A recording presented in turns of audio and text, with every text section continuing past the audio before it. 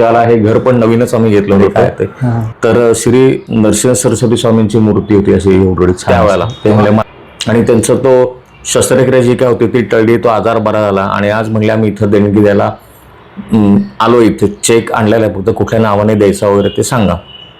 आम्ही ते नाव सांगितलं, त्यांनी ते लिहिलं आणि चेक हातात ठेवला आणि बघितलं चेक कितीचा आहे, तर 51,000 रुपयाचा चेक होता तो.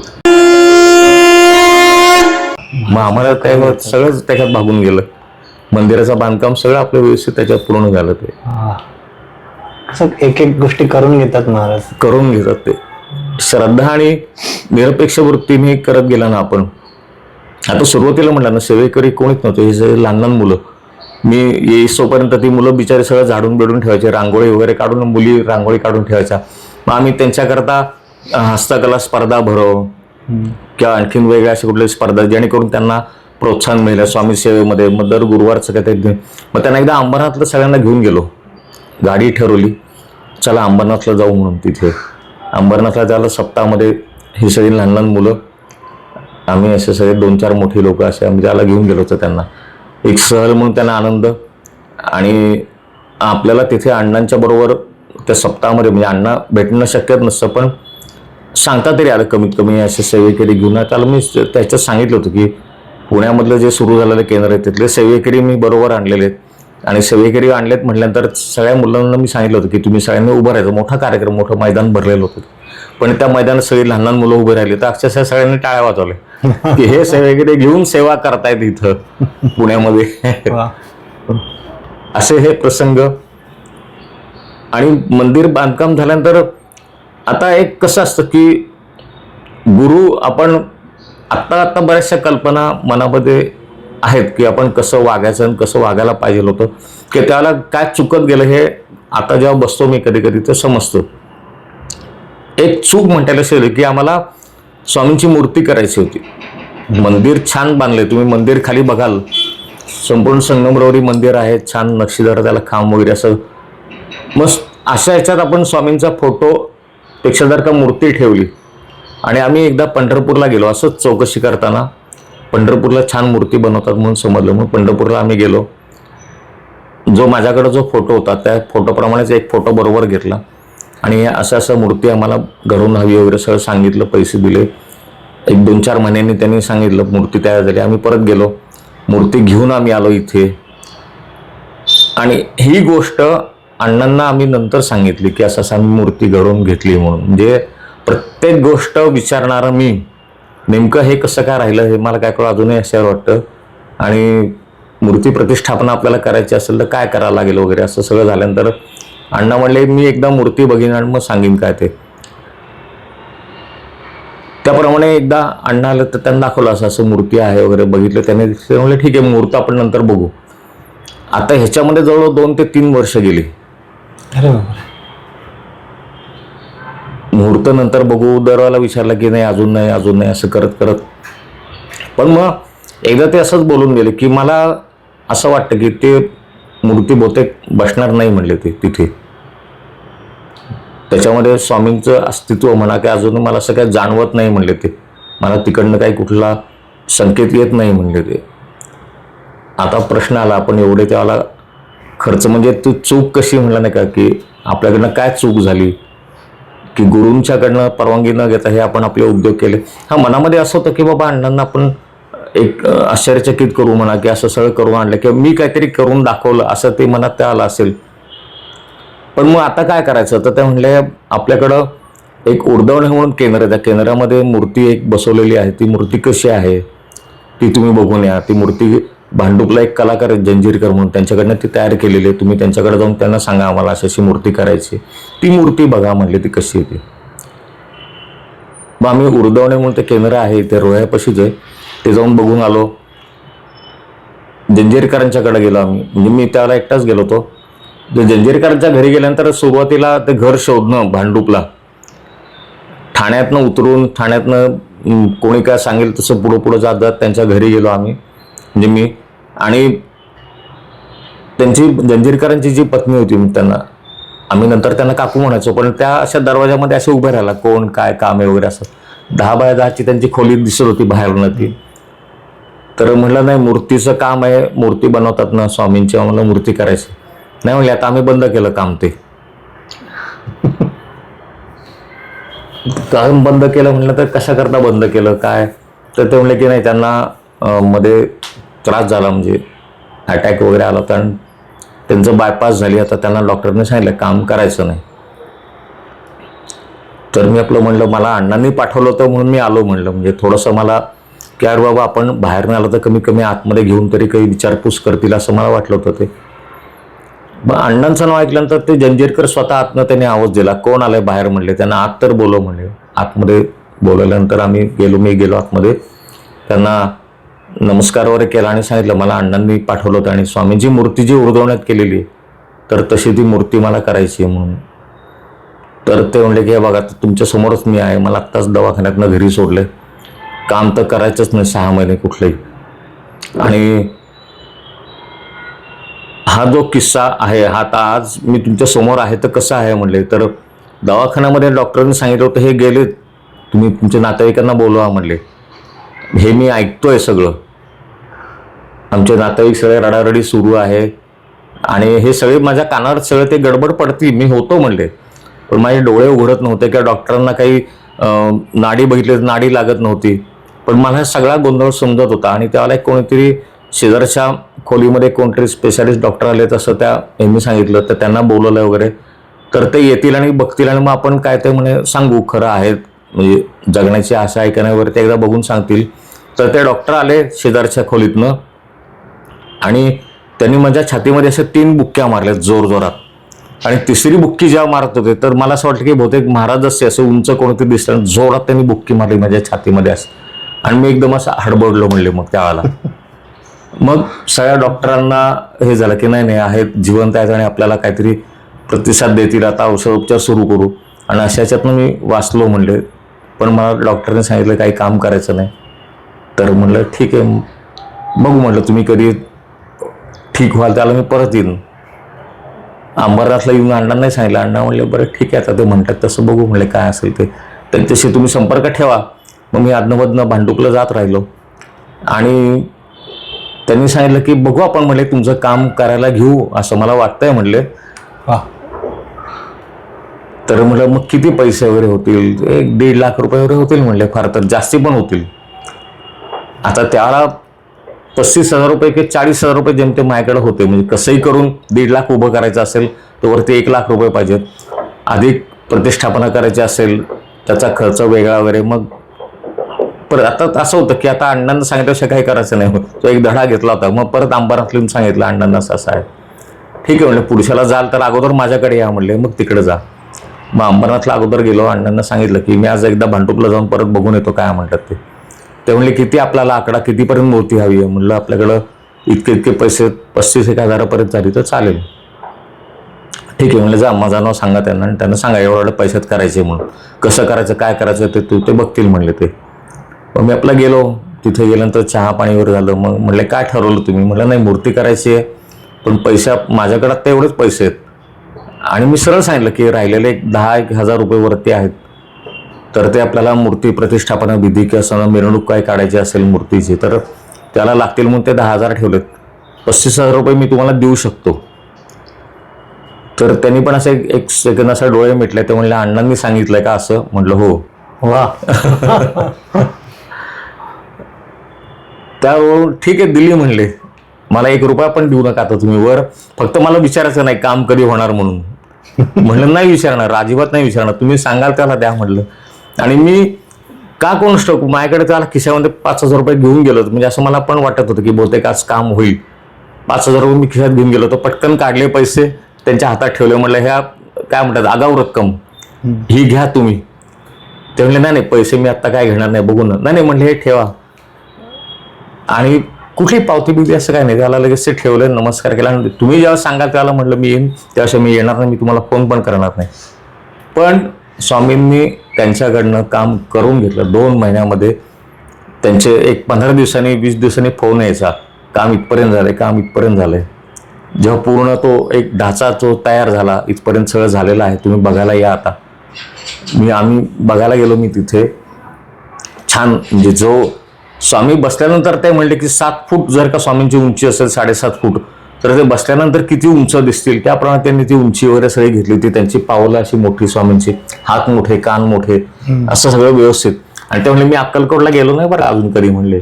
अरे बापरे. हे पुस्तकातनं वाचून फक्त हे सगळं केलेलं आहे तयार. ते ही जी तुम्ही मूर्ती जी उर्दवण्याला बघितली होती त्या पद्धतीनेच हे सगळं तयार केलेलं आहे. तुम्ही आता हे पक्क म्हणलं की आपण याच्यातनं पक्की मूर्ती तयार करणार. म्हणलं चालेल, जे तुम्हाला जसं वाटेल तसं, मी सूचना काही करणार नाही. तुम्हाला जसं येईल तसं तुम्ही करा. आणि अक्षरशः पुढच्या 2 महिन्यात, म्हणजे हा प्रसंग 2 महिने लागले, त्याच्या पुढच्या 2 महिन्यामध्ये त्यांनी पूर्ण मूर्ती, जसं जसं रंगकाम त्यांनी सुरू केलं तसं त्यांनी मला सांगितलं मी रंगकाम सुरू केलं, एकदा येऊन तुम्ही बघून जा. मग सारखं इथून अंबरनाथला जायचं, तिथून भांडूपला जायचं, तिथून परत कर्जत, कल्याण जे मिळेल तिथनं गाडी एसटी जे मिळेल त्यातनं मग पुण्याला यायचं. आणि सोमवार फक्त, म्हणजे त्याला असं काही वाटलं नाही की अरे एकच सोमवार सुट्टी मिळते, बाकीचे लोक कसे आराम करतायत, फिरतायत, आपण पण काही करावं असं नाही. नाही, सोमवार तिकडं जायचं म्हणलं की तो सगळं घरदार विसरून तिकडं जायचं. ते मला आई किती अरे तू फोन इथून कर ना, फोनवरनं बोल ना, काय घडलंय काय नाही. पण माझं असं एक होतं की नाही, जर का आपण गेलो समोर तर काहीतरी एक वेगळा त्याचा परिणाम घडून येतो समोरच्या माणसावर म्हणा, की आपलं संबंध आपले आणखीन दृढ होतात त्याच्यामध्ये ते. आणि अशा पद्धतीने जवळ 4 महिन्यामध्ये संपूर्ण मूर्ती, ते म्हणले मला महाराजांनी बसून दिलं नाही, मला कुठलाही त्रास झाला नाही, काही नाही, सगळी मूर्ती तुमची तयार. त्याप्रमाणे परत अंबरनाथला गेलो. सकाळी मूर्ती तयार झाली, आपल्याला घरी न्यायचं. अण्णांनी तोपर्यंत मुहूर्त काढून दिलेलं होते.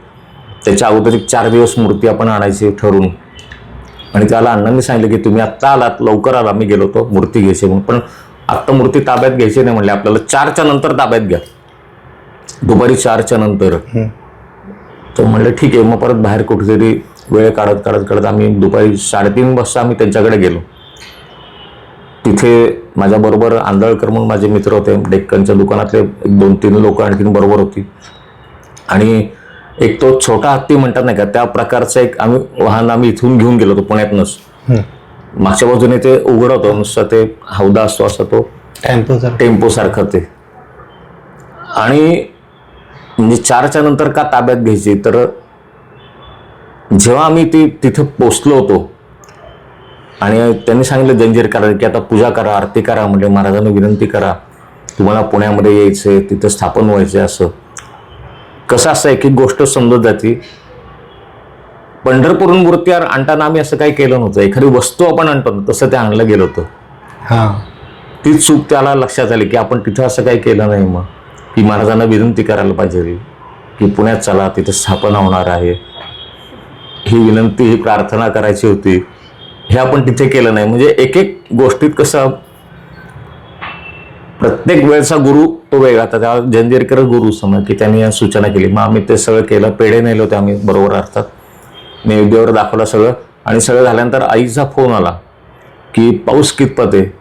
आता पाऊस म्हटलं मे महिन्याची 26-27 तारीख आहे, आत्ता काय पाऊस नाही म्हणलं, इकडं कडक ऊन आहे. नाही म्हणलं इकडं खूप जोरदार पाऊस सुरू आहे पुण्यात.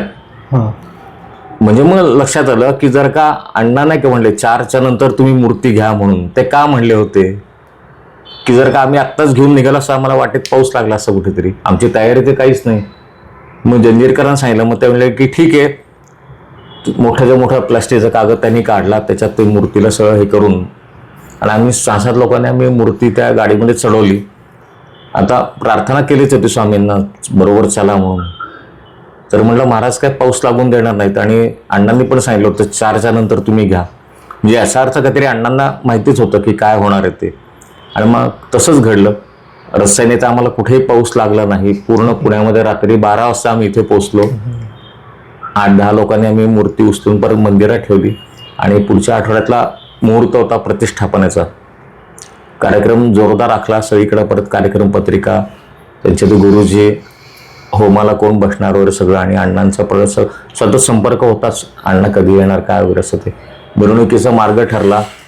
आणि असं त्या मार्गावरती मी स्वतः 2 वेळा जाऊन प्रत्येक चौक बघून आलो, कुठले कुठले चौक लागतायत. आणि त्या चौकात आम्ही प्रत्येक जे सेवेकरी होते त्यांना सांगितलं की तुम्ही म्हणजे मी तुमच्या बरोबर पत्नी असेल असं तुम्ही स्वामींना औक्षण करायचं. एक निरंजन, कापूर, काडेपिटी आणि ते तबक तामण असं सगळं तयार ठेवलं होतं. ह्या चौकात फक्त चौक तुम्ही लक्षात ठेवायचं म्हटलं. मी नाही लक्षात ठेवणार. तुम्हाला कुठल्या चौकात सांगितलं तर चौक तुम्ही लक्षात ठेवा. तिथं तुम्ही थांबायचं. मोठा रथ, रथामध्ये मूर्ती ठेवलेली होती. तुम्ही त्या रथावर चढायचं, तिचं औक्षण करायचं स्वामींना. त्यामुळे प्रत्येक चौकातनं स्वामींना औक्षण करत आपण घरी म्हणजे मंदिरापर्यंत आणलेलं असतं ते. आणि आणताना असं घडलं की जी मूर्ती आम्ही 8-10 लोकांनी नेलेली होती किंवा आणली होती तिकडनं आणि जे त्या रथामध्ये चढवली होती ती खाली उतरल्यानंतर आपल्या मंदिरात यायला 20 लोक लागली तरी ती उचलली जाईना. इतकं ते जड झालं, त्याच्या जडत्व आलं. ते 20-25 लोक कुठल्याही पद्धतीने उचललीच जाईना ती. आणि या सगळ्या धडपडीत स्वामींची बैठक तुम्ही बघितली असेल. असं तो एक पाय असा असा टाकून असा हात मागे, तर त्या पावलाला कोणीतरी इथे धरलं असेल तर तसं ते खटकन ते पाऊलच एकदम हातामध्ये आलं. ते कारण नुकतंच घडवलेली मूर्ती होती ती. आणि मग एकदम निशब्द शांतता सगळी. आता काय करायचं? अण्णा मंदिरात पाठीमागं अण्णा पण बसलेले होते. त्यांनी पण हा सगळा प्रकार बघितला आणि मग त्यांनीच शांततेचा भंग केला. त्यामुळे हरकत नाही, स्वामींचा गजर करा म्हणले. आता स्वामींचा गजर करत आतमध्ये अण्णा बघू आपण नंतर काय करायचं ते. आणि मग स्वामींचा गजर करायला सुरुवात केली आणि मग परत 8-10 लोकांनीच परत उचललं ते. मग नंतर व्यवस्थित उचलली गेली. मग ज्या जागेवर तुम्ही आता जे बघता मंदिरात त्या जागेवरती तिथे व्यवस्थित ठेवली गेली. तो पाय त्यांना जोडला. आमच्या गुरुजी होते, माझे मामाच होते. नशिबाने त्यांच्याकडं चंदन पावडर असे मोठा एक पोडा त्यांच्या पिशवीमध्ये होता. तो त्यांनी काढला भराभरा. ते पाण्यामध्ये कालवलं, तर पाऊल जोडलं, त्याला तो लेप दिला आणि असं आपण प्लॅस्टर कसं करतो त्या पद्धतीने असं ते बांधून ठेवलं ते पाऊल ताबडतोब. म्हणजे पण मनामध्ये एक अशी शंका राहिली की अरे हे असं का घडलं, म्हणजे हा अपशकुन आहे का काय? तर त्याचं उत्तर मला प्रबोधनात मिळालं अण्णांनी ज्याला हे सगळं प्रबोधन अण्णाचं फार सुरेख व्हायचं म्हणजे. तर त्याच्यात ते असं अण्णा बोलून गेले की सगळ्या आपल्या स्वामी भक्तांना माहिती आहे म्हणले स्वामी महाराज प्रगट कसे झाले, त्यांच्या मांडीवर जखम होऊन ते प्रगट झाले, हे आपण सगळ्यांनी वाचलं असेल. आज तीच लीला इथं घडली म्हणले. स्वामींचा पाय ज्याला जखम झाली आपण म्हणू म्हणे थोडक्यात, की महाराज प्रगट झाले ते इथं जखम घेऊनच प्रगट झालेले आहेत.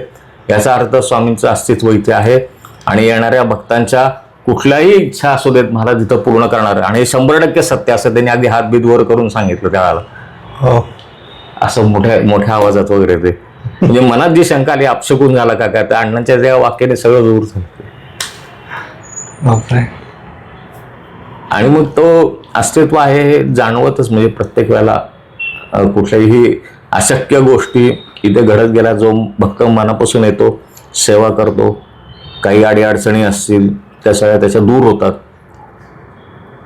इथला तसं बघाल तर आपण इथे कर्मकांड असं काही जास्ती करत नाही मंदिरामध्ये, की म्हणजे होम कुठल्या प्रत्येक मंदिरात काय होम आहेत, अभिषेक आहे, अमुक आहे तमुक आहे, असं काही इथे घडत नाहीये. आता हा माझ्या मनातला भाव मी सांगतो की प्रत्यक्ष महाराजच इथे आहेत ना, ते त्यांच्या समोर असं वेगळं आणखीन काय. हा जप आम्ही ठेवतो, कधी पारायण ठेवतो, पण वेगळं कुठलं कर्मकांडाकडे महाराज इथे आहेतच ना, त्याच्या समोर कशाला आणखीन वेगळा होम करायला पाहिजे असं ते माझ्या मनामध्ये. मला बरीच लोक म्हणतात तुमच्या मंदिरात हे काय होत नाही, अमुक नाही तमुक नाही वगैरे. तर असं मला एक वाटतं की प्रत्यक्ष महाराज असताना ते ह्याची आवश्यकताच काय. ते म्हणजे मी क्षणोक्षण हे मानतोच आहे, मूर्ती हे मानतच नाही, महाराजच इथे बसलेले आहेत. आता आणखीन एक सांगतो की माझ्या म्हणण्याला दुजोरा कसा. आता आम्हाला परवाच अक्कलकोट जे समाधी मंदिर जे आहे त्या समाधी मंदिरात जो स्वामींचा जो मुखवट आहे, समाधीला सगळं झाल्यानंतर वरती तो मुखवटा ठेवून त्याला ते पोशाख घालतात, ती टोपी आम्हाला त्या कुठल्या तरी भक्ताला तिथे मिळाली असेल, ते आम्हाला दिली इथे. आता ती टोपी इथे स्वामींच्या आपल्या इथं घातल्यानंतर ती बरोबर ती टोपी बसली. मग हे आश्चर्यच नाही का मग ते खरं. तिथं मुखवट्याला जी टोपी घातली होती तीच टोपी इथे घातली. हा, त्याला बरोबर फिट झाली, बरोबर बसली ती. परवाच्या गुरुवारी आम्ही घातली होती ती टोपी ती. म्हणजे मी जे म्हणत असतो सारखं की स्वामीच इथे आहेत, त्याला हा दुजोरा आहे ना, किंवा स्वामींच्या ज्या पादुका आहेत आपल्याकडे, तर त्या पादुकांचा जर का आकार आणि त्याचं जर का मोजमाप बघितलं ना, तर स्वामींचं जे पाऊल ते तंतोतंत आहे. जसं आपण चप्पल घालतो त्या पद्धतीने तेवढीच ते पादुका बरोबर तिथून त्या बाहेर येतात. रुंदीला बरोबर तेवढ्याच आहेत, लांबीला काचेच्या मागं किंचित एवढंसं अंतर राहील असं, म्हणजे बरोबर त्यांचा पाऊल बसेल अशा त्या पादुका आहेत त्या. वा. म्हणजे महाराजच इथे आहेत हेच मी जे सांगत असतो. त्याला हे दुजोरा आहेच या सगळ्या गोष्टींना. ते खरंय. फक्त निरपेक्ष भाव ठेवा. कुठलेही मनामध्ये दोन भाव घेऊन येऊ नका. बरेच वेळेला असं घडतं की आता आपली इतकी संख्या बघून काही लोक असं पण मनामध्ये धरून येतात की आपला व्यवसाय, समजा एखादा LIC एजंट कुणी असेल तर तो इथे आल्यानंतर तो त्याची समजा तो जाहिरात करायला लागतो. म्हणजे एकीकडे स्वामी भक्त म्हणून एकीकडे तो जाहिरात करायला लागतो, असं मी हे करतो, तुम्ही माझ्याकडनं हे करा, अमुक करा. पण मग ते थोडे दिवस चालतात, थोड्या दिवसांनी त्याला बंदच करून तो येण्यास बंद होतो. काही कारण घडतं, तो मनुष्य येतच नाही परत. म्हणजे असं नाही, तुम्ही आलात तर फक्त स्वामींच्या सेवे करता म्हणून या, पूर्ण सरेंडर होऊन, पूर्ण शरणागत होऊन या तिथे. आणि महाराज दुसरं काहीच मागत नाहीत, फक्त नामस्मरण करा म्हणतात. बाकी तुम्ही कुठल्याही कर्माकांडात न पडता. आणि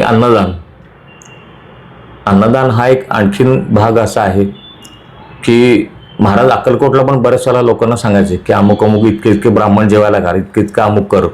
समोरच्या माणसाची ताकद किती आहे, तो करू शकेल की नाही. अर्थात हे करता करता महाराज असतात.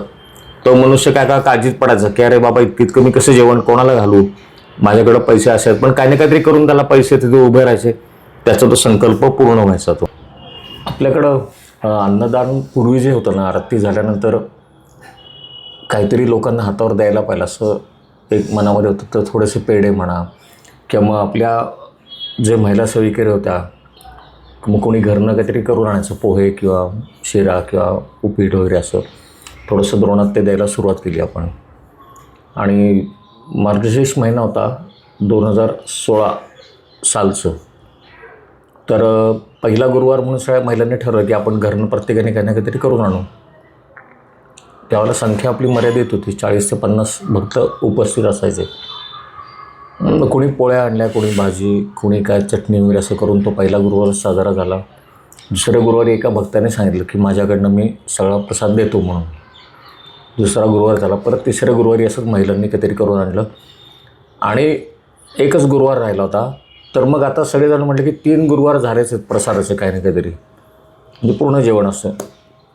राहिलेलं गुरुवार आपण परत करू म्हणून सगळ्या महिलांनी परत आणखीन थोडं जास्तीचं करून आणखीन जास्ती लोकांना आपण आमंत्रित वगैरे करून असं.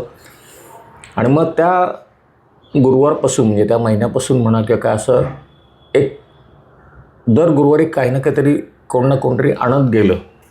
आणि स्वामींना तो प्रसाद आणि आपल्याला वाटायला पण, म्हणजे थोडक्यात अन्नदान म्हणून पण असं ते होत गेलं. आणि मग आपण असं ठरवलं की आपल्या ज्या महिला सेविकेरी आहेत त्या सगळ्या मिळून दर गुरुवारी कमीत कमी समजा आमटी भात म्हणा किंवा मसाले भात किंवा डाळ खिचडी किंवा खिचडी आणि आणखीन दुसरं काहीतरी त्याच्याबरोबर असं करू शकतील, रस्सा भाजी म्हणा असं काहीतरी. आणि असं मग त्याच्याकरता आपण मोठमोठी पातेली घेतली, ज्याला स्वयंपाकाला जे काय लागतं तेवढं सगळं ते आपल्या काही भक्त लोकांना आपण त्यावेळेला आवाहन केलं होतं. कोणी त्यांच्या नावाने ती दिली, आपल्याला पातेली दिली, कोणी कोंडे दिले, कोणी काय भांडी चमचे बिमचे जे काय असेल ते. अंबरनाथला माझी जी बहीण राहते तर त्यांनी शेगड्या 2 दिल्या.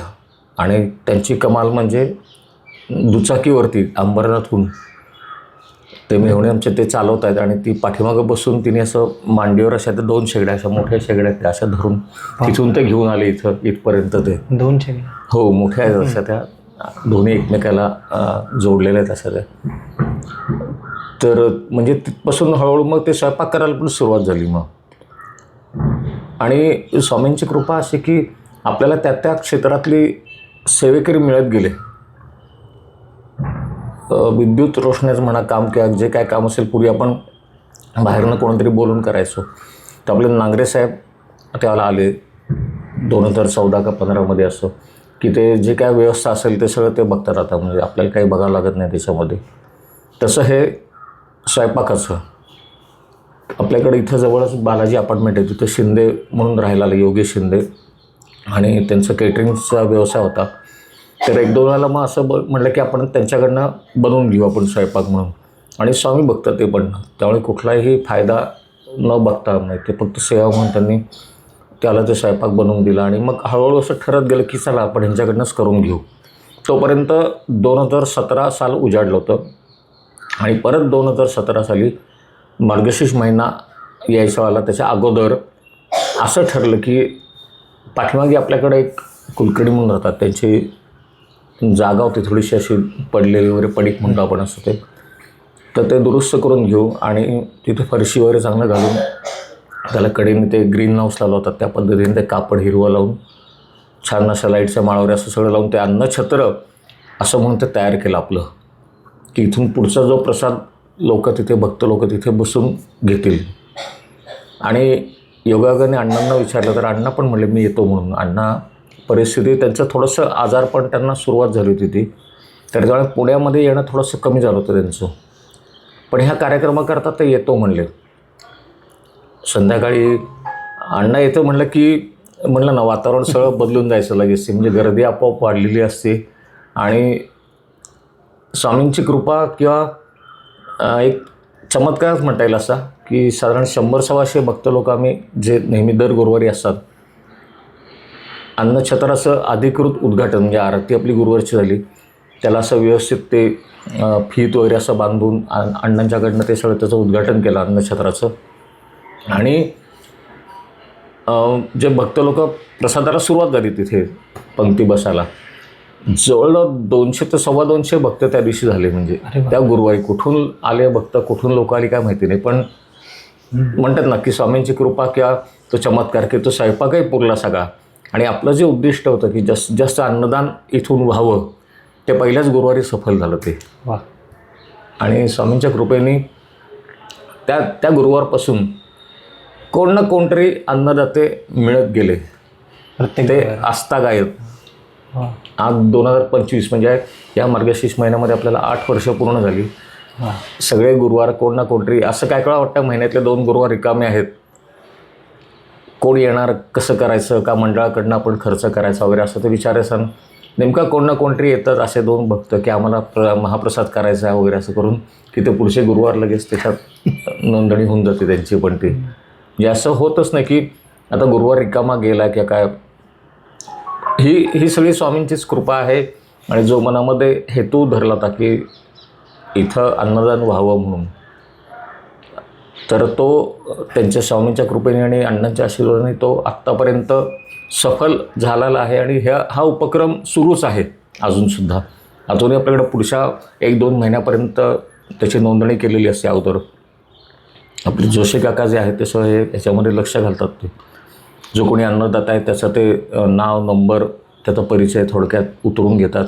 कुठली त्यांना तारीख हवी ते तारखेप्रमाणे आहे सर रिकामा गुरुवार तर तो त्यांना द्यायचा, असं ते सगळं ते बघतात. ते हे सगळं करत असताना असं काही पुढं एखादा प्रसंग येईल असं वाटलं नव्हतं. कारण 2017 साली अण्णांचा जेव्हा आपण अन्नछत्र उद्घाटन केलं त्यांच्या हस्ते, तेव्हा त्यांचा 75वा वाढदिवस होता. आणि आपण असं 75 पेढ्यांचा हार असा मोठ्या पेढ्यांचा त्यांना करून घातला होता इथे आपल्या कार्यक्रमामध्ये. आणि त्या कार्यक्रमामध्ये असं काही जाणवलं नाही. म्हणजे डिसेंबर महिन्यात मार्गशीर्ष महिना जो असतो तो डिसेंबर महिन्यामध्ये येतो साधारण. आणि 1 एप्रिलला बातमी आली की अण्णा गेले म्हणून एकदम. म्हणजे मध्ये जेमतेम जानेवारी, फेब्रुवारी, मार्च 3 महिन्याचाच अवधी होता. 3 महिन्यामध्ये इतकं सगळी आपली जे जग आहे ते बदलून जाईल असं त्याला कधीच वाटलं नाही. 1 एप्रिल आहे खरं खोटं, पण ही बातमी खोटी का पसरवेल असं कोणी, म्हणजे इतकी वाईट बातमी किंवा वाईट पद्धतीने असं खोटं कशाला कोण बोलेल. तरी पण एकदा अंबरातला फोन केला, कुठल्या तरी सेवेकरांकडे नंबर होता, त्यांना विचारलं तर तोही रडत सांगत होता हो असं असं झालं दुपारी म्हणून.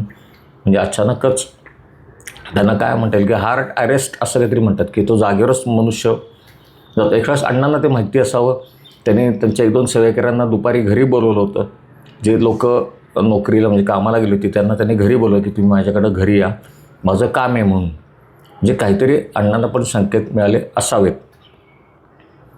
आता मधल्या काळामध्ये कसं आलं की काही घरचे आपण म्हणतो ना की वडील गेले सुरुवातीला माझे 2011ला, किंवा पाठोपाठ आई गेली, त्याच्या पाठोपाठ आमचे काका काकू असे पाठोपाठ ते मृत्यू होत गेले. पण दरवेळेला मी सावरत गेलो. पण अण्णांचा मृत्यू हा असा होता की त्यांचं जे स्वामीचरणी लीन होणं हा जो म्हणतो आपण शब्द प्रयोग, की पुढं काय म्हणजे हे सगळेजण लोक गेले तरी मला एक आधार होता की अण्णा आहेत. पण अण्णाच गेल्यानंतर आता पुढं काय, म्हणजे असं ती मनामध्ये कल्पनाच करवत नव्हतं. अण्णा नाही आहेत, कारण दरवेळेला काय झालं की हां अण्णा आहेत, चला अण्णांच्याकडे जाऊ. अण्णा दरवेळेला काहीतरीचे प्रश्नोत्तर तुम्ही शिका, तुम्ही असं करून घ्या. तर आम्ही ती त्यांच्याकडे अशा मोठमोठ्या वह्या होत्या, प्रत्येक प्रश्नावरती म्हणा का असं त्यांच्याकडे ते उपाय लिहिलेले असायचे आणि त्यांना ते बरोबर माहिती होतं. एखादा कोणी समोर बघतं कुठला प्रश्न घेऊन आला आणि त्याला जर का मी तिथे असेल तर ते ती वही माझ्याकडे सरकवायचे, मला म्हणायचे अमुक अमुक पान काढा, त्याच्यावर तो उपाय तो त्यांना तुम्ही लिहून द्या म्हणून. अशा प्रकारे प्रश्नोत्तर तुम्ही शिकून घ्या म्हणायचं. पण आम्ही म्हणायचं अण्णा तुम्ही आहेत की आम्ही कशाला काय शिकून घेऊ म्हणून, तुम्ही करताय ना, आम्ही तुमच्याबरोबर फक्त येतो. अण्णाच्या बरोबर आम्ही बरेच प्रवास पण केले. म्हणजे पुण्यात आल्यानंतर सुद्धा आपल्या भक्त लोकांच्या घरी किंवा भोरला त्याला एक स्वामींचा मठ होणार होता, त्याचं भूमिपूजन की असं तरी कार्यक्रम होता. आणि 2004 का 2005 साला खूप तुफान पाऊस झाला होता. म्हणजे भोरमध्ये तर अखंड दिवसभर पाऊस पडत होता. आम्ही पुण्यात आलो त्यावेळी भरपूर पाऊस. अण्णा तिथून पुढे अंबरनाथला गेले रात्री, तरी पण पावसातच ते तसे गेले ते. आणि नंतर कळलं की दुसऱ्या दिवशी खूपच म्हणजे सगळीकडेच तो हाहाकार झाला होता तो. पण त्याच्यानंतर केजला पण आम्ही गेलो होतो, जो उल्लेख मगाशी मी केला केजच्या मठाचा. तिथे पण आम्ही अण्णांचा कार्यक्रम तिथे आयोजित केला त्या भाऊसाहेब देशपांडेंच्या बरोबर त्यांच्या सहकार्याने. आणि तिथला कार्यक्रम संपून आम्ही रात्री सगळे परत फिरलो होतो केजवरून सुद्धा. एक असं होतं की ज्या वेळेला अण्णा जाणार होते त्याच्या अगोदर 8 दिवस फोनवरती नेहमीप्रमाणे फोन केल्यानंतर जो आवाज मध्ये मी 1-2 महिने आम्ही ऐकत होतो, कारण अण्णा आजारी तसं समजलं होतं. जानेवारी-फेब्रुवारी महिन्यामध्ये खूप असा थकलेला आणि खूप क्षीण अशा आवाजात ते बोलायचे. पण 1 एप्रिलला सोमवार होता 2018, त्याच्या अगोदरच्या सोमवारी मी फोन केला तर अण्णांचा आवाज एकदम खणखणीत म्हणतो तसा. आणि त्यांना ते पूर्वी काठी वगैरे लागत होती. ते इथे जेव्हा कार्यक्रमाला ते आले होते अन्नछत्राचे, तेव्हा सुद्धा ते काठी वापरत होते. तर त्यांनी सांगितलं की मला आता काठी पण वापरायला लागत नाहीये, माझी तब्येत एकदम ठणठणीत झाली. आणि आम्ही डॉक्टरांनी परवानगी दिली तर आम्ही अक्कलकोटला जाणार आहोत, तर जाताना तुमच्याकडे थांबू किंवा येताना तुमच्याकडे येऊ. म्हणजे पहिला माझा दौरा हा पहिला पुण्याचा असेल असं त्यांनी ते सुतोवाच केलं होतं ते. पण स्वामींच्या मनात काय होतं की अण्णांना काय साधायचं होतं माहिती नाही. 1 एप्रिलला ती बातमी समजली ती.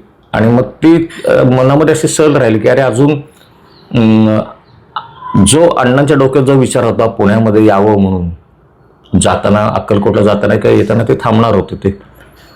तर बऱ्याच वेळेला असं व्हायचं की बाहेर कुठे कार्यक्रम असतील बाहेर गावाला आणि समजा येताना पुणे लागत असेल तर ते आवर्जून पुण्यामध्ये यायचे, ते थांबायचे. एकदा माझा वाढदिवस होता, आम्ही बाहेर हॉटेलमध्ये जेवायला गेलो होतो रात्री 9:30-10 वाजता. आणि 10:30 वाजता मला फोन आला, अण्णांच्या बरोबर कोणते सेवेकरी होते की दादा तुम्ही कुठे आहेत? तर म्हटलं बाहेर आलोय. तर ते म्हणल्या अहो आम्ही पुण्यामध्ये आलो होतो आणि आत्ता आम्ही त्या लकडी पुलाच्या इथे कुठेतरी आहोत म्हणले आम्ही नळस्टॉपपाशी. तर अण्णा म्हणतात दादांच्याकडे आपण घरी जाऊ म्हणून. म्हणलं अवश्य. म्हणलं वाढदिवस आहे म्हटलं. तर मी त्यांना तेव्हाच बोललो नाही वाढदिवस आहे.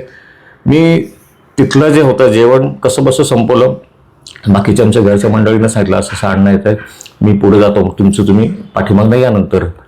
आणि मी येईपर्यंत अण्णाची गाडी येऊन अण्णा इथे वर येऊन बसले पण होते. हो इथं घरी? हा इथे घरी रात्री त्यावेळेला. मग ते कुठे पुढे जाणार म्हणजे कुठे जाऊन आल्यावर ते सगळं झाल्यानंतर मग रात्री मी त्यांची पाद्यपूजा केली परत त्यावेळेला पण. आणि मग सांगितलं की माझा वाढदिवस आहे आणि आज वाढदिवसाला गुरूंची पाद्यपूजा करायला मिळते. हे म्हणजे मला तो खूप क्षण आठवतो अगदी बरोबर. तर अशा पद्धतीने अण्णांचा संपर्क आपला तुटेल किंवा त्यांचा सहवास आता संपेल असं कधी वाटलं नव्हतं. आणि म्हणजे पुढं संपूर्ण काळोखच दिसत होता. 2018 1 एप्रिल आता कसं करायचं, म्हणजे जेव्हा आम्ही त्यांच्या अंत्ययात्रावर सगळे ते पुढचे सगळे विधी झाल्यानंतर असं जेव्हा आलो पुण्यामध्ये की एखादी शंका आली मनात तर आता विचारायची कोणाला, म्हणजे आई वडील पण नाहीत, आता अण्णा एक आधार होते, आता तो पण नाही. आणि तोपर्यंत 2019 असंच की बाबा ठीक आहे, स्वामींची सेवा तर करू, आपलं जे आहे ते उपक्रम तर सुरू राहतील. आणि 2020ला ती संपूर्ण जगात ज्याने थैमान घेतलं तर करोनाचं ती साथ आली ती. आता त्याच्यामध्ये असं झालं की मला एक संधी वाटली, ती आपल्याला काहीतरी करून दाखवायची संधी आहे ती. संपूर्ण जगामध्ये जेव्हा घबराट होती तर मी आपल्याकडे तेव्हा फक्त सांगत होतो की तुम्ही कुणी घाबरू नका, आपल्या सगळ्या भक्त मंडळी जो परिवार आपला स्वामी परिवार, कुणी घाबरू नका, कोणालाही काही होणार नाही. महाराज इथंच आहेत, तुम्हाला कोणाला काही होऊन देणार पण नाहीत ते.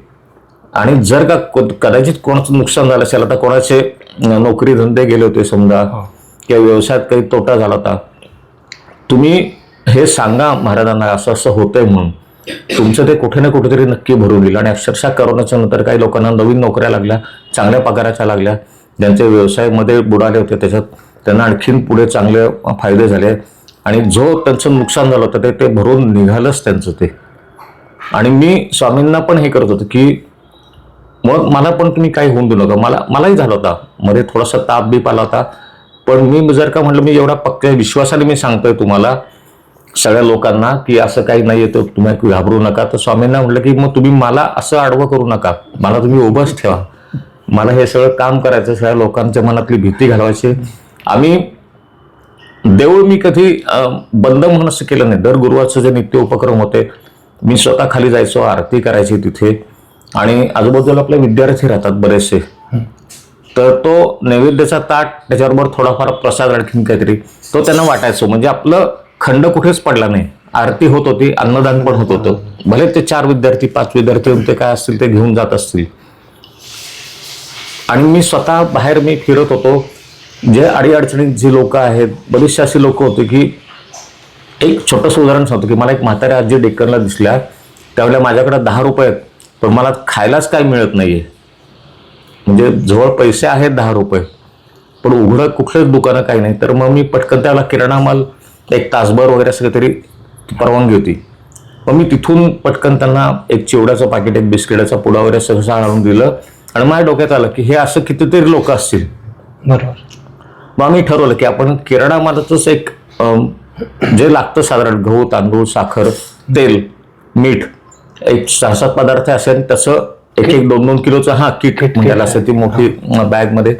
आणि डेक्कनला आमच्या किराणा मालाचं एक ओळखीचे होते, मी त्यांना सांगायचो असं अमुक अमुक दिवशी मला एक 10 तयार ठेवा.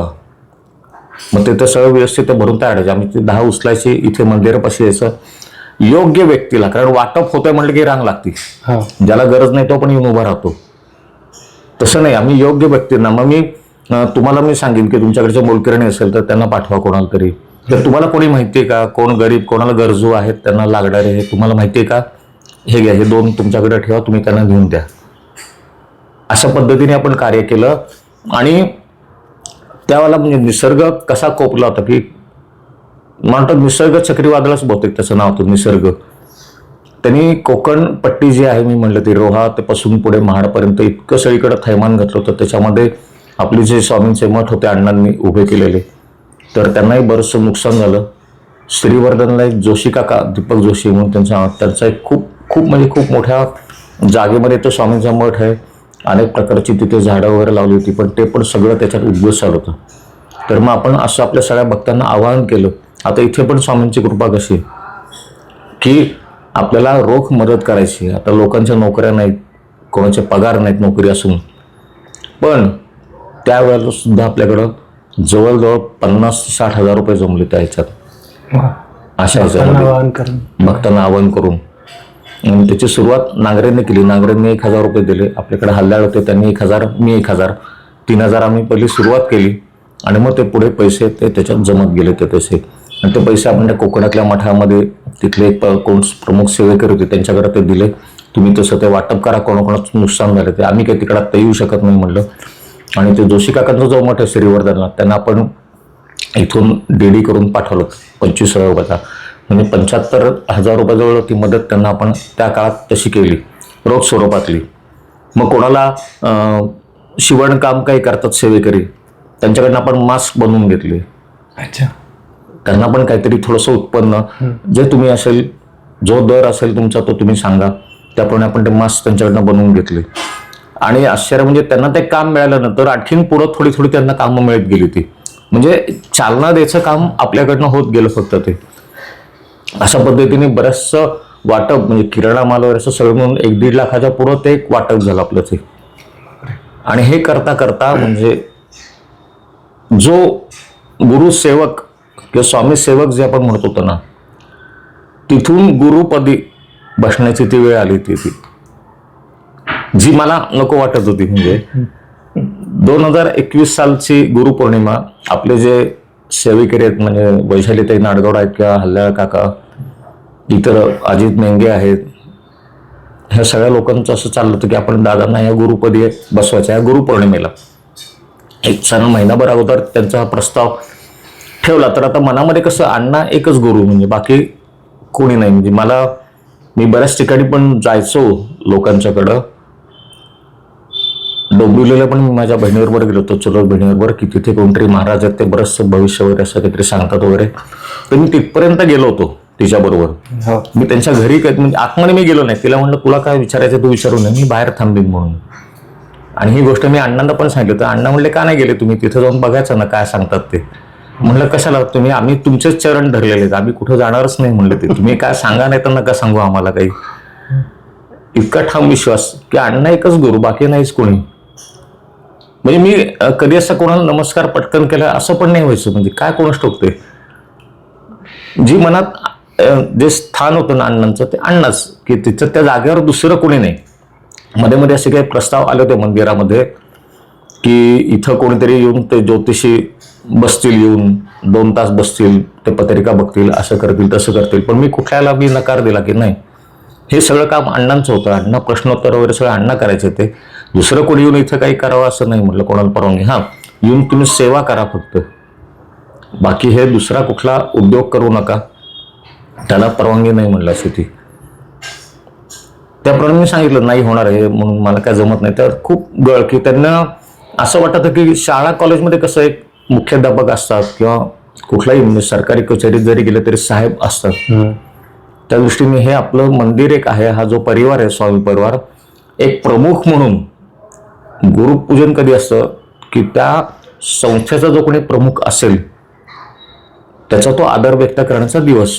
अशा पद्धतीने आम्ही तो करू म्हणलं, ते म्हणत होते. शेवटपर्यंत नकार होता, आदल्या दिवशी सुद्धा नकारच होता. गुरु पौर्णिमाच्या दिवशी नेमका पाऊस, तर मी आपलं म्हणलं बरं आलं पाऊस कोसळतो, यांच्या मनामध्ये जे काय असेल ते काय नको व्हायला, असं माझ्या आरती वगैरे सगळं आपल्या नेहमीप्रमाणे ठरलेली होत होती ती. आणि आरतीच्या अगोदर थोडा वेळ इतका पाऊस कोसळत असून सिंहगड रोडला एक वाळुंजकर काका म्हणून ज्येष्ठ स्वामी भक्त आहेत, जवळजवळ त्यावेळेचं त्यांचं वय होतं 80 वर्ष. रिक्षा घेऊन ते आले एकटेच, बरोबर दरवाजा कोण ना कोणतरी असतं. रिक्षामधनं ते आले, इथं उतरले, बरोबर रिक्षा अगदी मंदिराजवळ आणली त्याने, उतरले ते. आणि कोणीतरी बघितलं वाळुंजकर काका आलेत म्हणलं, तर पटकन कोणीतरी छत्री घेऊन गेलं, त्यांना आणलं छत्रीतनं. आणि आतमध्ये आल्यानंतर हल्ल्या काका वगैरे सगळे त्यांना समोर गेले त्यांना घ्यायला वगैरे. तर ते म्हणले की मी आज एका उद्दिष्टाने आलोय म्हणले मी. तर ते म्हणले काय, ते म्हणले आज दादांना आपण मी गुरुपदी बसवणार आहे म्हणले ते. तर हल्ल्या काका सगळे म्हणजे आम्ही सुद्धा एकदम आश्चर्यचकित झालो, कसं काय. ते म्हणले मला आज पहाटे दृष्टांत आला, आणि दृष्टांतामध्ये अण्णांनी मला सांगितलं. म्हणजे अण्णांचा त्यांचा परिचय एकदा कधीतरी कार्यक्रमात बघितला असेल तेवढ्या पुरताच. पण वाळुंजकर काकांची जी साधना उच्च कोटीची होती, किंवा प्रश्नोत्तरचा कार्यक्रम ते पण स्वतः करायचे पूर्वी, अशा ह्याच्यात कुठेतरी त्यांच्यात संपर्क साधला गेला असेल, अनुसंधान त्यांचं साधलं गेलं असेल अण्णांचं. अण्णांनी त्यांना दृष्टांत दिला की आज दादांना तुम्ही गादीवर बसवा. एक नारळ आणि एक शाल घेऊन ते आले होते. आणि हल्ल्यावर म्हणले आम्ही हाच बेत आखलेला आहे आणि दादा तो काय मान्य करत नाहीयेत ते. वाळुंजकर काकीने सांगितलं हे चालणार नाही, गुरु आज्ञा आलेली आहे, तुम्हाला हे सगळं स्वीकारावं लागेल. आणि अशा रीतीने 2021 गुरुपौर्णिमा, गुरुपद ह्या स्थानावरती मला महाराजांनी किंवा अण्णांनी आणि वाळुंजकर काकांनी आशीर्वाद देऊन तिथे मला बसवलं आणि तेव्हापासून हे कार्य सुरू झालं. गुरूंचं जे अण्णा करत होते ते प्रश्नोत्तर करत करत करत त्याला यश येत गेलं. जे आपण सांगू त्या कार्यक्रमांना, त्या उपायांना यश येत गेलं. त्याने झालं असं की मंदिराची पण ख्याती वाढली. अनेक लोक लांबून, कुठे दायरी, कुठे हडपसर, लांबून लांबून लोक यायला लागली. तोंडी आपली जाहिरात कुठेही नाही, आम्ही अमुक करतो रे, कुठेही नाही. मी जर का बाहेर गेलो तर महाराज आहे हे कोणाला वाटणार पण नाही. बरेच वेळेला इथे येऊन, आता आपल्याकडे काय झालं, एक बोर्ड लावला होता की सद्गुरू दादा महाराज, आता एक उपाधी लागली. तर मी माझ्या मनात पहिल्यापासून होतं की तुम्ही ज्या महाराज किंवा काय म्हणाल ना, आपल्यामध्ये अशी रेग ओढली जाणार आहे. ते तसंच झालं ते की जे इतके दिवस आम्ही सगळे एकत्र बसत होतो आपण, आता असं होतंय की सगळे स्वामी भक्त म्हणजे जे सेवेकरी आहेत ते तिकडं आणि मी इकडं. का तर महाराज गुरुपद म्हणून मला तुम्ही बसवलं तर ते. आणि हे मी पहिल्या दिवशी पण सांगत होतो की अशी रेग आपल्यामध्ये नक्की येणार आहे ती. पण एक सेवा म्हणून, म्हणजे हे स्वामींचंच कार्य आहे, हे अण्णांचंच कार्य आहे असं समजून तो आपण भार उचलला. मी माझ्या मनाची पण तयारी झाली. लोक जेव्हा नमस्कार करायची तर माझे पाय आपसुकच असे मागं मागं जायचे. पण नाही, हे नमस्कार आपल्याला नाहीत, हे स्वामींना आहेत किंवा अण्णांना आहेत अशी मनाची समजूत करत करत करत मग त्याच्यातनं थोडीशी ध्यानधारणा किंवा जप उपासना असं करत करत की समोर काही नाही, आता गुरु नाही आहेत समोर, पण माझ्यासमोर मी अण्णांनाच कायम ठेवलेलं आहे. माझ्या मनात तर अण्णा आहेत ते. मग त्यांना स्मरून उपासना सुरू करायची. त्यांना स्मरूनच खाली ज्या प्रश्नोत्तर सुरुवात होतात त्यांचा जो मंत्र आहे, इच्छिते दाता सकल कार्य सिद्ध करता सकल दुःख हरता श्री स्वामी समर्थ नमो नमः स्वाहा, हा मंत्र तिथे म्हणायचा आणि मग त्या सुरुवात करायची प्रश्नोत्तराला. आणि असं करत करत करत एक जो मार्ग होता प्रश्नोत्तराचा तो सुरू झाला आपला. म्हणजे अण्णांचं जे कार्य होतं त्याच्यावरती आपलं पाऊल पडलं थोडक्यात. म्हणजे की जे त्यांनी 2018 नंतर कुठेतरी ते थांबलं असेल आणि ते थांबलंच होतं. मला आपले अण्णांच्या जवळचे निकटचे अगदी म्हणू अगदी किंवा अण्णांचा उजवा हात म्हणजे कोकणपट्टीचा सगळा कारभार बघायचे ते आबासाहेब मोरजकर म्हणून ज्येष्ठ स्वामी भक्त एकदा ते मला भेटले आणि त्यांनी सांगितलं की असं असं कोकणातली बरीचशी केंद्र बंद आहेत, प्रश्नोत्तर वगैरे काहीच होत नाही वगैरे असं आहे. तर मग 1-2 वेळाला आम्ही तिथे जाऊन बघितलं. खरोखरीच सगळीकडं आरती सुरू आहे, कुठं नाहीये, कुठं कोणाचं लक्ष नाही वगैरे असं करत करत मग आम्ही आपलं ठीक आहे आपण त्याला पण चालना देता येईल असं राण्याची वाडी म्हणून आपलं एक छोटंसं केंद्र तिथे सुरू झालं. म्हणजे पहिलं अधिकृत म्हणून असं ते. आणि त्याच्या अगोदर पंढरपूरला सौ रेखाताई कुलकर्णी म्हणून स्वामी भक्त जोशी काकांच्या त्या वहिनी, तर त्यांच्या घरी आम्ही जेव्हा गेलो पंढरपूरला तर असा विषय निघाला होता सामुदायिक उपासना. तर मी त्यांना म्हटलं होतं की तुम्ही इथे सामुदायिक उपासना तुम्ही सुरू करा, स्वामींची आरती तुम्ही सुरू करा गुरुवारची, तुम्हाला आम्ही पुस्तकं वगैरे सगळं देतो म्हणून.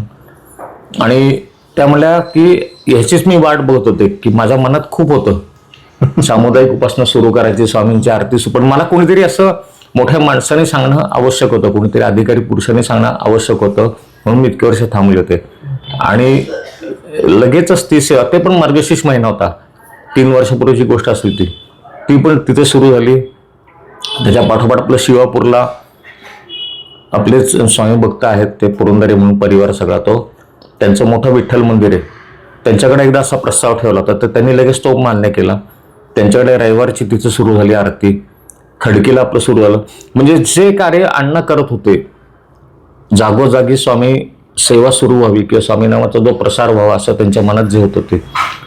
आणि हे करत असताना मी आता म्हटलं जसं की राण्याची वाडी तिथे आता मोठं स्वामी मंदिर झालेलं आहे, स्वामींची मोठी मूर्ती वगैरे खूप. आणि आपल्याला आश्चर्य वाटेल की इतक्या छोट्या गावामध्ये पण तुम्ही मंदिर बघाल तर अप्रतिम त्याचं बांधकाम, त्याचं आतलं जे त्यांनी जे काही केलेलं होतं, त्याच्या फरशा म्हणा किंवा त्या भिंतींचे रंग, इतकं अप्रतिम सगळं झालेलं आहे. हे व्यवस्थित स्वामींचा तो जिथे ती मूर्ती बसवली स्वामींची तिथला तो ओटा म्हणा किंवा तो गाभाऱ्याचा जो भाग खूप म्हणजे खूप सुरेख.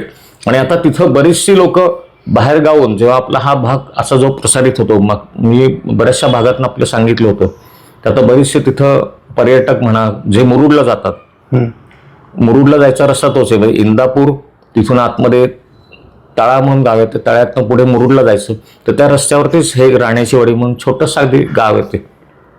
तिथे एवढं असं मोठं प्रशस्त मंदिर त्यांनी बांधलेलं आहे ते. आणि तिथले कार्यक्रम आता आपण दर 2-1 महिने तिथे जातो. प्रश्नोत्तर म्हणजे प्रमुख केंद्र जे आपण म्हणतो ते आपलं तिथलं ते असेल. आणि हे सगळं करत असताना एक अभिमान किंवा आनंदाची गोष्ट म्हणजे आपलं पाऊल महाराष्ट्राच्या बाहेर सुद्धा पडलं. जमखंडी कर्नाटकमध्ये आहे, जिथं कानडी संपूर्ण जो भाग आहे, कानडी भक्त आहेत तिथे आपले एक स्वामी भक्त सौ बनूते जोशी म्हणून, त्या हल्ला काकांची ते बहीण ती, त्या पुण्यात आलं की बऱ्याच वेळा आरतीला यायच्या. तर त्यांना एकदा आपण असा प्रस्ताव केला ठेवला आणि त्यांच्याकडं 1-2-3 असे जे आहेत की जे सेवेकरी आपण म्हणू त्यांना, की तरुण कार्यकर्ते म्हणू, की ते ही गाडी जी हा गाडा जो आहे तो ओढायला ते सक्षम आहेत. तर असं त्या 3-4 म्हणून ठरलं की आपण आरती सुरू करावी इथे म्हणून गुरुवारची. एक श्री स्वामी समर्थ आरती सेवा मंडळ ह्या नावाखाली एक आपलं 6वं केंद्र तिथे सुरू झालं. त्याला आता 1-1.5 वर्ष होईल. तिथे उपस्थिती आत्ताच 100च्या आसपास तिथे असते. तिथले जे भक्त आहेत त्यांना कानडीमध्ये आपल्याच आरत्या फक्त त्यांना लिहून कानडीत दिलेल्या आहेत बनवताईंनी असे. मग त्याचे झेरॉक्स काढून त्या वाटतात. म्हणजे ती म्हणताना सुख करता दुःख करता म्हणतात, पण आहे लिहिलेलं कानडीमध्ये ते असं ट्रान्सलेट कानडीमध्ये फक्त. हा, पण त्याचे उच्चार वगैरे असे त्या पद्धतीने कानडी पद्धतीने वगैरे असे थोडे ते येतात ते, पण ते ऐकायला छान वाटतं. आणि उपस्थिती म्हणाला की जी वाढतच गेली तिथली, आता 100च्या पुढे आज उपस्थिती. आणि त्यांच्याकडनं शंकराचार्यांचं मोठं मंदिर बांधून झालं. त्यांच्या घरी शंकराचार्य यायचे बनव, त्यांच्या घरी अजूनही येतात. आता मागच्या वर्षी पण आले ते. तर त्यांच्याकरता मोठं मंदिर त्यांनी बांधलेलं आहे. आता त्या मोठ्या मंदिरात आरती होती आपली स्वामींची पण. आणि तिथली सुद्धा प्रश्नोत्तरं त्या बनवताही काय काळ लिहून घेतात. त्यांच्याकडे एक वही आहे. ते कधी मग रात्री 11 वाजता वगैरे मग आमचे फोन सुरू होतात. त्यांचे ते प्रश्न विचारतात, मी त्यांना इकडनं उत्तर सांगतो. ते परत त्या कानडी भाषेत त्यांच्या लिहून घ्यायचं. दुसऱ्या दिवशी त्या भक्ताला त्याचं उत्तर द्यायचं ते. पण स्वामींच्या कृपेने तिथे पण त्या लोकांना यश येत चाललेलं आहे, तिथल्या पण भक्तांना. आणि आपण अधिकृत शाखा त्याचं उद्घाटन लवकरात लवकर करूच. ह्या जानेवारी महिन्यात प्रयत्न चाललेत जमखंडीला जायचं तिथे म्हणून. तर अशा पद्धतीने जो प्रवास आहे, अजून पुढचे प्रस्तावित दापोलीमध्ये एक आहे आणि एक गोव्यामध्ये पण आहे. 2 प्रस्ताव आलेले आहेत. तर त्याच्यावरती बघू तर कसं स्वामींची कृपा आणि अण्णांच्या आशीर्वादाने एक पाऊल आपलं त्या मार्गावरती पडत आहे. बिरजोली म्हणून एक छोटं गाव आहे तिथेच, त्या राण्याच्या वाडीच्या तिथून पुढे.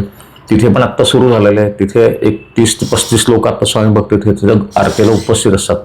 त्यांच्याकडे आपण त्यांना सोमवार दिलाय. मुद्दाम वेगळे वार का दिलेत की आपल्याला कधी जमलं तर तिकडे जाता यावं, किंवा त्यांना कधी जमलं तर आपल्या गुरुवारच्या आरतीला येता यावं. मग अशा प्रत्येक केंद्राला वार वेगळे दिलेले आहेत ते. आणि सगळी केंद्र किंवा सगळ्या शाखा आपल्या उत्तम प्रकारे तिथे चालू आहेत. जो मनामध्ये माझ्या जे असं होतं की श्री स्वामी समर्थ आरती मंडळ जेव्हा 96 साली सुरू झालं की नदीचा उगम कसा असतो ना, की उगम छोट्या जागेतनं होत असतो आणि मग पुढे त्याचा विस्तार होत जातो. की ज्याला आपण ते मी स्थापन केला आरती मंडळ, त्याला मला असं वाटलं की हा उगम आहे, हा पुढे याला मोठं समुद्राचं स्वरूप यावं.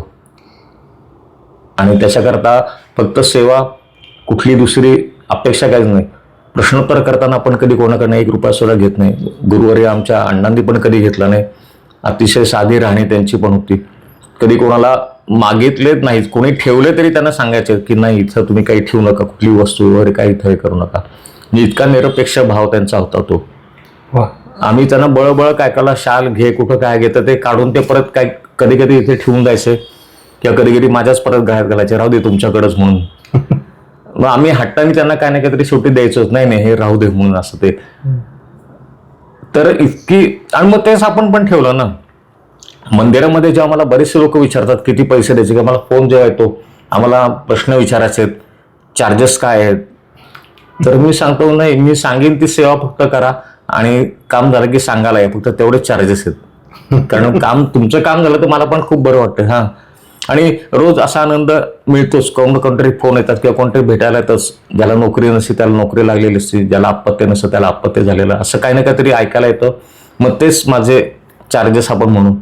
आणि मंदिरात जेव्हा मी बसतो तर त्याच्या मागे असं की मंदिर स्वामींचं आहे, ते तिथं मी स्वामींचं नोकर आहे. मी नोकरी करतोय स्वामींची तिथं बसून. जे कसं असतं, जो विचारायला येतो त्याला स्वामी जाणतात. त्याला बाहेर काढायचं असतं ना त्या भोगातनं. त्याचे भोग संपल्याशिवाय तो ह्या मंदिरापर्यंत येऊ शकत नाही. बरोबर. जेव्हा त्याचे भोग संपायची वेळ येते तेव्हा तो त्या मंदिरात येतो आपल्या. माझ्या तोंडून महाराज ते उत्तर वदवून घेत असतील काय ते, आणि ते केल्यानंतर मग त्याचे ते भोग संपले की तो त्या चांगल्या ह्याच्यात त्याची म्हणजे थोडक्यात त्याचं काम होतं. बरोबर. महाराजांना मनात आणलं तर एका मिनिटात त्याचे भोग संपवू शकतात, पण तसं नाही ना. ते निसर्गामध्ये कुठे जास्ती दखल देत नव्हते, त्याला पण नव्हते. तसं मी त्या सगळ्यांना तेच सांगतो की हे भोग तुमचे संपले याचा अर्थ तुम्ही जेव्हा इथे येता त्याचं तोच आहे, तुमचं काम 100% होणार. उपाय छोटे छोटे असतात. कुठेही बऱ्याच वेळेला असं होतं की उपाय छोटा किंवा समस्या छोटी, उपाय त्याच्यावर पानभर किंवा ढीगभर असं काहीतरी दिलेलं असतं. तो म्हणतो अरे हे समस्या एवढीच आहे, हे उपाय कधी मी करत बसू. सुरुवातीला लोक करतात, मग कंटाळून जातात. मग छोटे छोटे उपाय सांगायचे आणि यश येते त्याच्यामध्ये. तर मग मी का पैसे घ्यावे, म्हणजे हे सगळं करता करता ते आहेत. मी तिथं बसतोय, त्यांच्या जागेत बसतोय, ते जे सांगतील तेच मी बोलतोय, मग पैसे मी का घ्यायचे ते. ही पूर्ण भावनाच वेगळी आहे. हा हो ना. म्हणजे नाही, मला नाहीच पटलं ते. आणि ठीक आहे, जे आहे ती परिस्थिती महाराज आनंदी ठेवतात, कधी काही कमी पडून दिलं नाही त्यांनी. आणि हा आनंद मग तो मी तुमच्याकडनं 100 रुपये घेतले समजा, किंवा दुसरी एखादी गोष्ट, एखादा श्रीमंत मनुष्य आला त्याने मला 10,000 रुपये दिले, काम झालं, हे घ्या दादा 10,000 ठेवा. आणि पुढच्याला जर का त्याला असं काही असेल किंवा त्याच्या आणखीन कोणाच्या मित्राकडे किंवा कोणाकडे तरी मला न्यायचं असेल किंवा मला वेळ माझी हवी असेल, तर तो मला फोन करणार, दादा आम्ही आज अमुक अमुक असं येतो बरं का, तुम्ही आहात ना तिथं, मला असं काम आहे किंवा तुम्ही या तिथं थांबा, आम्हाला यायचंय. माझ्या मनात काय येणार, अरे याने बाबा 10,000 रुपये दिलं तर याचं आपण जरा पहिलं बघितलं पाहिजे ते, असं कुठेतरी असणार ना, एक दबाव माझ्या मनात असणार.